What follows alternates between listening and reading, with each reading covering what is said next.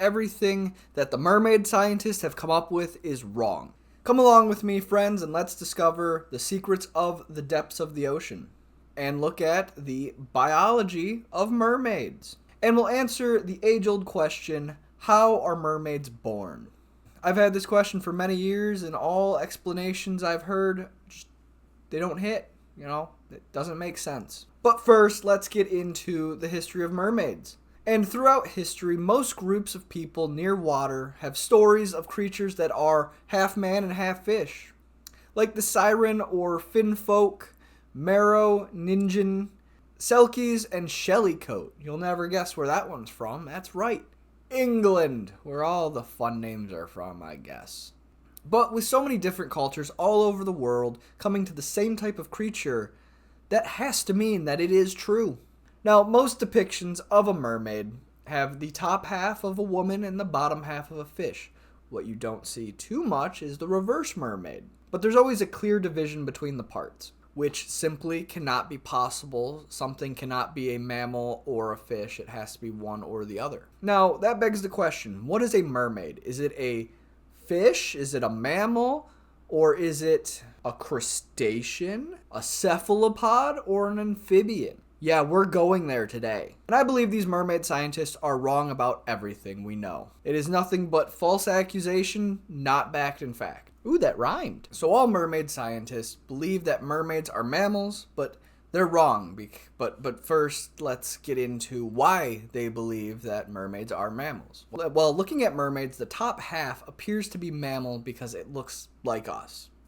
But the tail moves up and down, so it has to be a mammal, right? But by using that same logic, the scaly tail isn't scaly, it's smooth, so they just take that and they're like, no, it just looks scaly. And they say it's just for camouflage. But no other marine mammal uses camouflage, especially for just the bottom half. Now, if mermaids were mammals, they would not be colorful, but would probably look just like manatees. However, the problem with that is whales and manatees could be closely related to mermaids, but they look nothing similar. Or it's a completely different type of mammal, like an underwater hominid, which would mean that there were underwater apes at one point for the mermaids to evolve from. But there is no evidence that there is a underwater ape-like creature. And another reason that mermaids can't be mammals is because mammals breathe air, not water, which would mean that mermaids would have to surface from time to time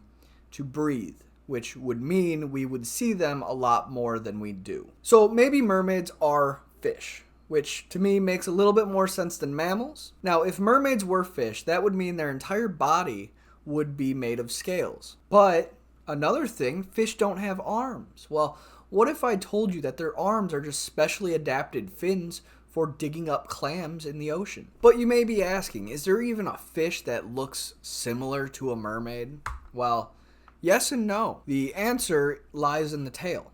Now, the tail moves up and down, not left to right, which most fish do, except for a couple being flat-fished like the flounder or the halibut. And it's these fish that are adapted to swimming sideways, essentially. But their eyes are on the top of their head, which is awesome.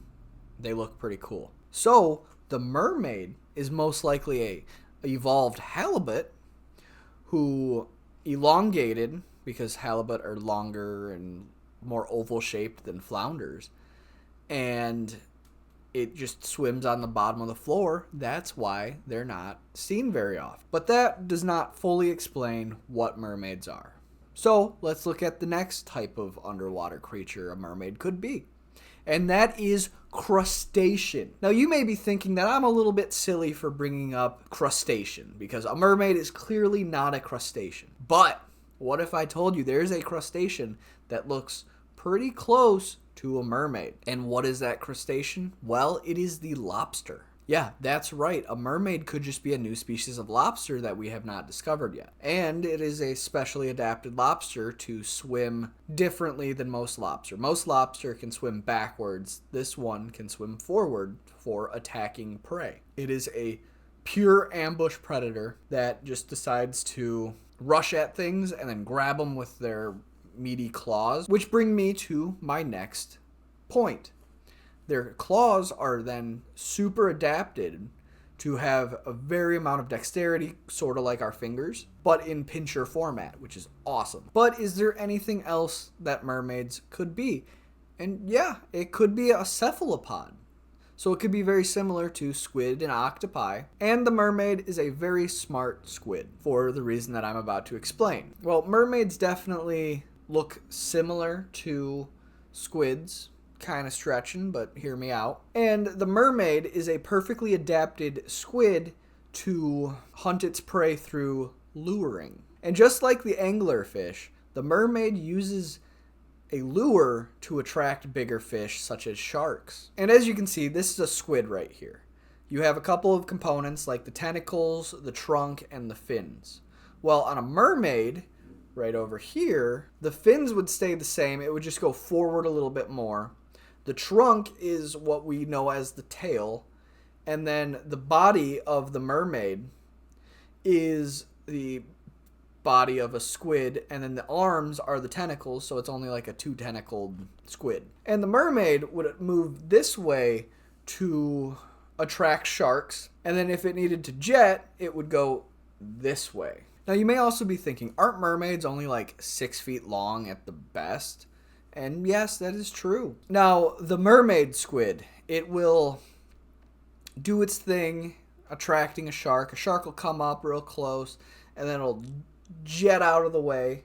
The shark will chomp, it'll turn around, bite it, and then deliver a very high toxic venom, which would slowly kill the shark as the mermaid was way over here, and the shark would slowly die. That is how the mermaid squid hunts. But there's one other animal type that mermaids could be, and that is amphibians. And that idea makes the most sense. Yeah, amphibians don't typically have tails that go up and down, but let's look at sea snakes.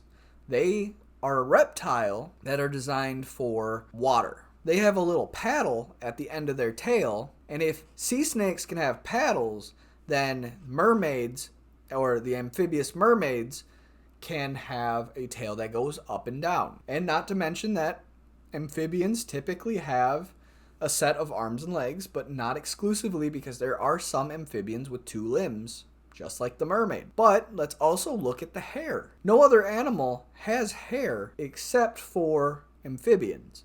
Now, it's not hair in the sense of its hair, but they're gills, just like an axolotl. I mean, amphibians are the only way mermaids could go. So I don't want to hear any more mammal, live birth mermaid stuff. No, mermaids are amphibians, and amphibians final. But as you can see, there are plenty of arguments against mermaids being mammals. So this solves the age-old question of how mermaids give birth. And the odds are in the favor of eggs. That's right, mermaids lay eggs. And I'm tired of all the mermaid scientists saying otherwise. Thank you for watching, and if you like this video, please like and subscribe. It'll really help me out. If there's anything you want to see in the future, please leave it in the comments below. Have a great day. Bye.